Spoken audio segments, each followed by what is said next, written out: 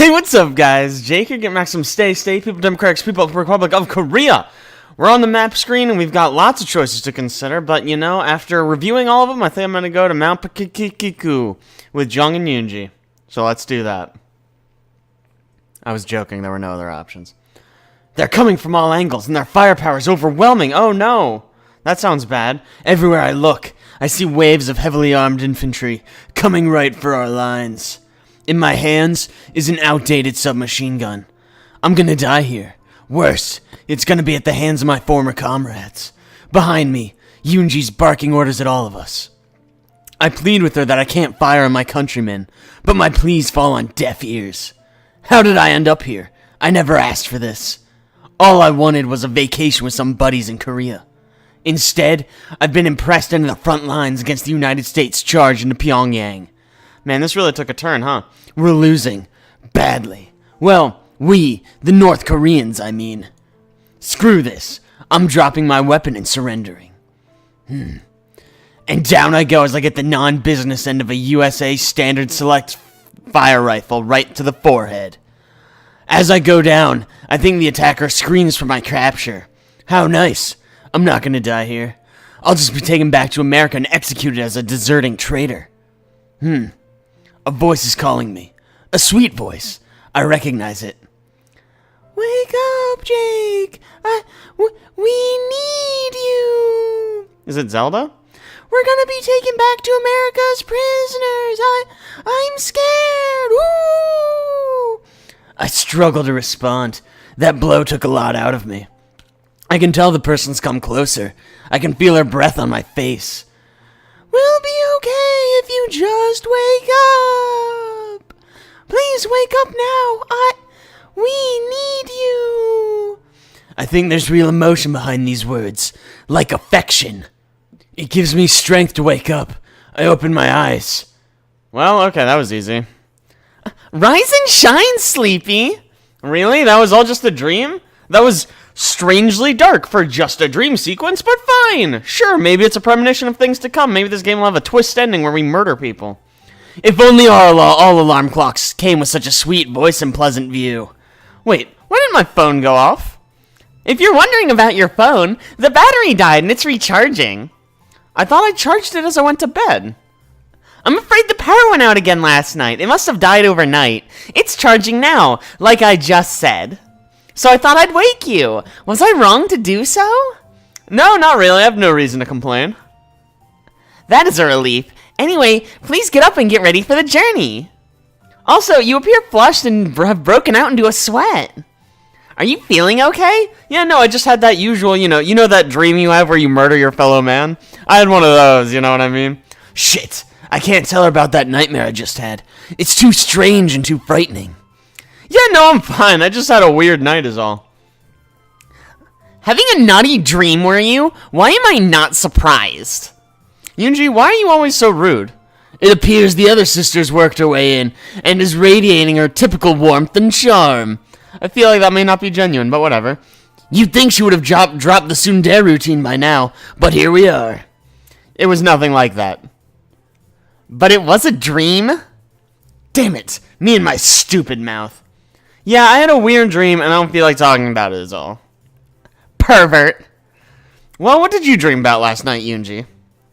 Well, don't you know it's rude to ask a girl what she dreamed about? Well, it is you big dumb head. Fucking got him. Eat that. That might be the weakest insult you've tossed at me yet. Don't let her get to you, Jake. She told me all about her dream. It involved you, the boombox, and a window. Oh wow, we're doing like a joke. Fuck, what movie is that? It didn't say anything. I fucking knew it. Anyways, back to work. You promised not to tell him. I didn't know they had that movie over here. I mean, I guess it's like an 80s movie, right? So maybe it finally worked its way over. Oh, and I didn't even get to the best part yet. Two can play at this game. How about I find your diary and bring it to him? What the fuck? And with reflexes that would make a ninja gape in awe. Jung is dragging Yoonji out of the room. Don't delay and get yourself ready. I'll have Yoonji buried by the time you're done. Wouldn't that kill the point of a group outing? Killing the point! Yes, exactly! You've got it! Avenge me, Jake! I'll keep your memory alive in my dreams, Yoonji. I hate you both! Yoonji should be okay. Jung won't kill her. I mean, probably. Who knows, really? Anyways, let's go to the toilet. I hustle and take a quick plunge into the Arctic water they call a shower, and gear up for the 2-day excursion. I think I heard them bickering a bit, so that's a good sign that Jung didn't kill Yoonji. I head out to meet them. Maybe it's like a... well, never mind. I was gonna say maybe it's like a Psycho situation, where Jung's just doing both voices, but that doesn't seem to be the case. Looks like everyone has all their possessions ready. Has everyone remembered to hit them on the head as well? Don't think that's a saying. I get to hit someone on the head? This trip seems better already. No, that's not what that means. You know what? Never mind. Yes, I've hit the head.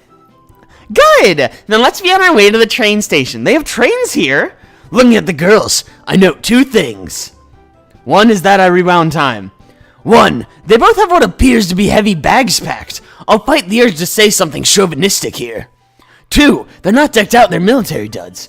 They're in civilian attire. I don't think I've seen you ladies out of your military outfits for too long since I've been here.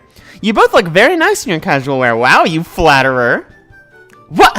What are you complimenting us on clothing for? It's not like we dressed up for you or anything. Speak for yourself, sister. I certainly did.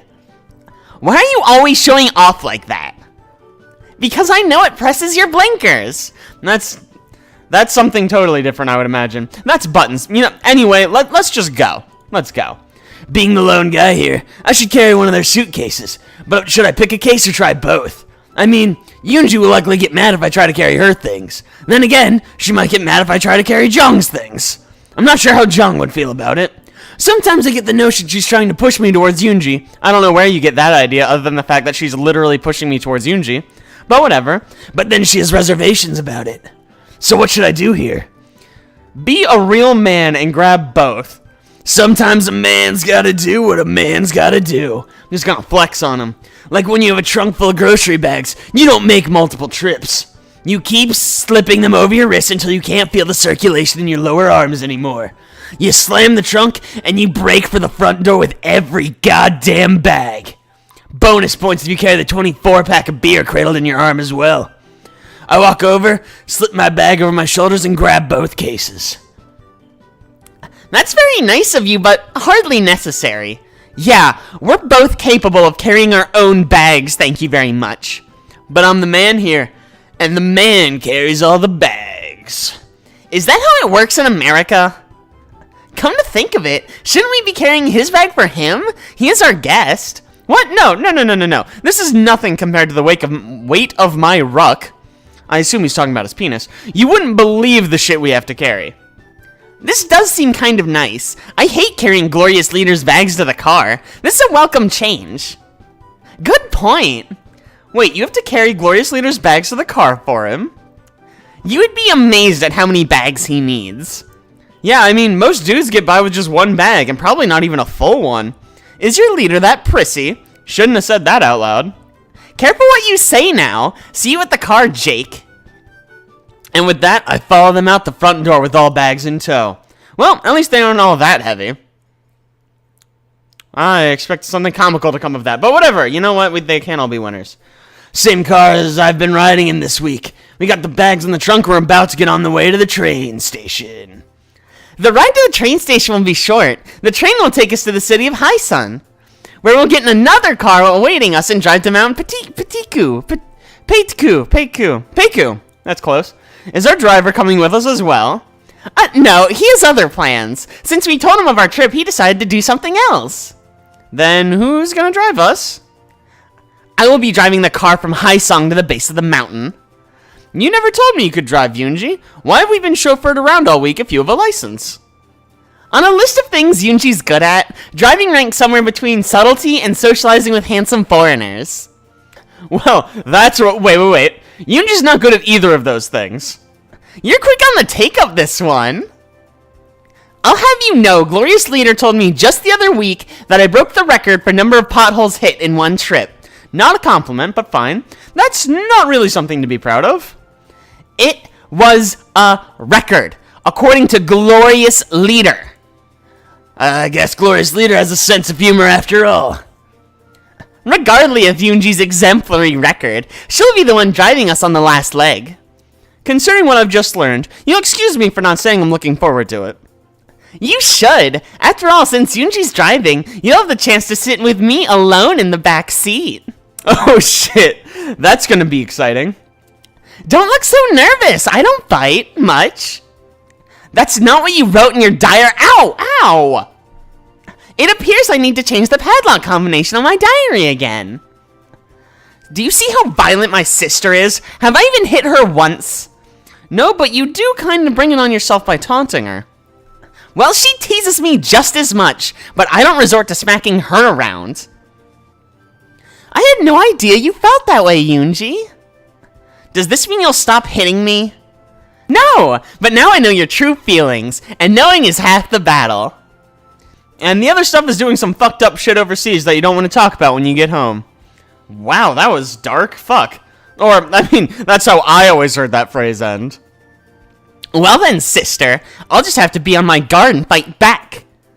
Now you get the picture. Stand up for yourself and for what you want. Are we anywhere near the train station yet? Not too much further. Thank goodness. I'm not sure I want to be cramped in a car with you two when this conversation goes nuclear. A few minutes later, and we've arrived at the train station in Pyongyang itself. And right away, our stuff is loaded into a train as we're herded towards a passenger car. On the way, we'll make sure to stop at the facilities to refresh ourselves. For some reason, it takes me a while to snag an empty stall. Oh, we're on the train! This is a really boring looking train. As a result, the last three of us get on the train. It's relatively full. Guess the first couple of stops have quite a few passengers. And for some reason, the girls have split up so that each one is by herself with an empty seat next to her. Oh my god, this is like Sophie's Choice. Are they doing this on purpose? Trying to make me choose between the two? What's the point of this? It's called romance, you dingus. The only other option is to sit on a hard, uncomfortable-looking bench and invite the two of them to sit on either side of me. My butt's already aching at that option, but it might be better than hurting the feelings of one of the girls. A little help here? Are you asking me for help with girls? That's not a good idea. What's up with Yoonji, you know? Next to Yoonji? Makes sense. Jung's less likely to beat me up for snubbing her. Heck, she'll probably be happy, right? She'll kill us. She threatened to kill Yoonji like a second ago. I'd belly on over to the seat next to Yoonji and sit down next to her. I don't know what bellying means. Maybe we did like an army crawl over. That'd be unnecessary. I can't believe you chose to sit next to me. Sorry? Fuck you. What? Why can't you? Well, there's a seat open next to Jung, and I figured you would naturally go sit next to her. I mean, I could go sit next to her if you're uncomfortable. No, don't! I mean, it's okay. It's not like I'm happy you chose to sit next to me or anything. But it would be a pain for you to move now, so just stay here next to me, okay? Still can't be honest with him, can you? Well, it's kind of his own fault for sitting with me instead of you. Yeah, what a fucking asshole, right? You know, you'll eventually push him away if you keep acting like that. You know I'm right here. Hi, hello. I'm literally on the train right now. Acting like what? You know I'm not very good with guys, especially attractive for it. You admit I'm attractive then. Hey-oh, look at that. And a foreigner, look at that. No, I mean, yes, but, shut up. Oh, Yoonji, will you ever learn? You shut up too! Don't be a hurt loser because the cute guy sat next to me. Don't be cocky, Yoonji. That's not a good look on anyone. Nonsense! I'm happy for you. I wish you a long life together and many babies. Could we get through this outing before even thinking about sleeping with your sister? Too late, buddy. We're already there, I think. Are you saying you want me? Okay, this conversation's officially gone off the rails. I see no reasonable answer that gets me out of this with any grace or dignity. So I shall instead close my eyes and pretend I've come down with a case of narcolepsy. Good day, ladies. Narcolepsy isn't an illness. Can't hear you because narcolepsy. Yes, I've come down with narcolepsy too. You two are such a cute couple. Oh my god. I ship it so hard. OMG. Not too long after, and the train's chugging along at a pace that would make German Mouse Tank proud. Aw, Mouse, I remember her. Good times, dude. But I guess it still beats driving all the way there. Considering the lack of gas stations and actual modern civilization outside of Pyongyang, after all. What? This sentence makes no sense to me. Okay, whatever, fuck it. Well, and inside of Pyongyang too, but at least glorious leaders trying to catch them up with the rest of the world. I mean, a little. Maybe I can catch up on some sleep here. Are you enjoying the trip so far? I mean, it's fine. The car ride was fine. And while this full train isn't nearly as packed as the metro on a Monday morning, got something on your mind? Nothing in particular. You just already taken the liberty of falling asleep. You kind of looked like you were, how's it put, spacing out? So I thought I'd talk with you. I hope you don't mind. No, I don't mind. Actually, could you tell me a little bit about where we're going? You want to know more about Mount Peiku? Well, I mean, more about where we're staying, really. I understand. It's a small little hostel meant for short stays. It's near a natural hot spring and has the typical amenities for entertainment. What amenities would those be? Mostly table tennis and karaoke. Nothing beats the classics, am I right? There's one thing I neglected to mention about the trip you should know. And what would that be? There are many rooms at the hostel, and with our budget being what it is, I only booked a single room for the 3 of us. Oh my god, that's hot. What the fuck? That makes sense. You had to save some money. Wait. Did you just say 1 room for the 3 of us? Yeah, well, will that be a problem? I don't think so. I mean, not for me anyway, as long as you have plenty of tissues to clean up my nosebleeds. You never told me you had a medical condition. No, it's not that. I don't have a medical condition. It was like a funny anime goof. It was like a joke. Got them funny jokes. Come to think of it, I haven't seen you bleed out of your nose during your stay so far. Does this mean you have it under control? Really not getting my jokes here. Sorry, it's a bad joke. Don't worry about it. I'll be fine. We'll all be fine. I don't have any shame about being in my skivvies since joining the Marine Corps. As we all know, if there's one thing the Marines are known for, it's being in their underwear. Something about a bunch of sweaty dudes being cramped together in one barracks for 12 weeks will do that to you. What the hell did I just say? I'm clearly not thinking straight. Well, that's a pity. I suppose I'll get over mine too for this trip. Invisible nosebleed. I'm teasing you, Jake. You know, you're much more flirty than you let on at times. Is it so strange? I feel comfortable around you, and you're kind of fun to tease. Well, I mean, I can't argue with that. I'm glad. Anyway, maybe we should take this chance to nap, as we don't get that when Yoonji drives us to the hostel. Probably not a terrible idea. Plus, it'll get us out of this scene quicker. I watch as Jong shifts into a more comfortable position and closes her eyes. It probably wouldn't be a bad idea to catch some winks myself, but I'm kind of amped at the moment. Must be the after effects of Jong's flirting. At least I'm near a window so I can look outside as we roll through Royal Korea. It's not a bad sight. Wilderness seems less depressing than what passes for a city here. I look back the other way to see Jong's asleep, but now Yoonji's awake. Oh god. She looks like she wants to say something, but isn't ready to speak up. Hi Yoonji, did you get some rest?